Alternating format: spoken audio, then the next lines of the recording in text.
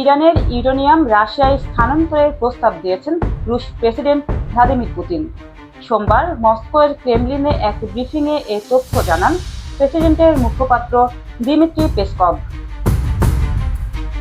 ব্রিফিংয়ে পেসকভ বলেন, যুক্তরাষ্ট্র ও আঞ্চলিক দেশগুলোর সঙ্গে আলোচনা করে এই প্রস্তাব দিয়েছেন পুতিন। এর আগেও রাশিয়া একই ধরনের প্রস্তাব দিয়েছিল বলেও জানান তিনি আরও জানান, রোববার টেলিফোনে কথা হয়েছে পুতিন ও ইরানের প্রেসিডেন্ট মাসুদ পেজেশকিয়ানের মধ্যে, যেখানে ইসলামাবাদে অনুষ্ঠিত যুক্তরাষ্ট্র ইরান বৈঠকের পাশাপাশি তুলে ধরেন পেজেশকিয়ান।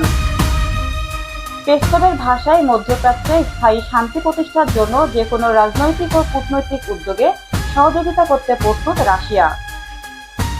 এদিকে আন্তর্জাতিক পরমাণু সংস্থা ইন্টারন্যাশনাল অ্যাটমিক এনার্জি এজেন্সির তথ্য অনুযায়ী ইরানের কাছে বর্তমানে প্রায় 400 কেজি ইউরেনিয়াম রয়েছে, যার বিশুদ্ধতা 60%।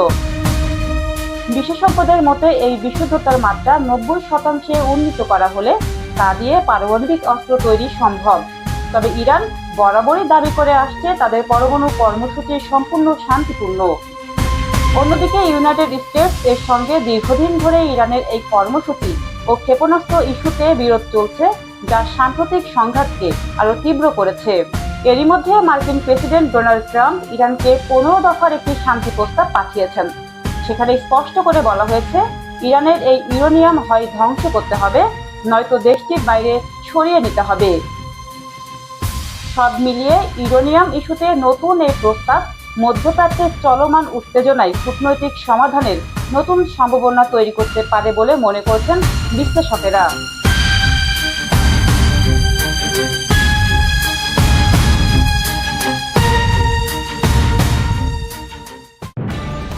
নিউজ ডেস্ক, দৈনিক অন্যধারা।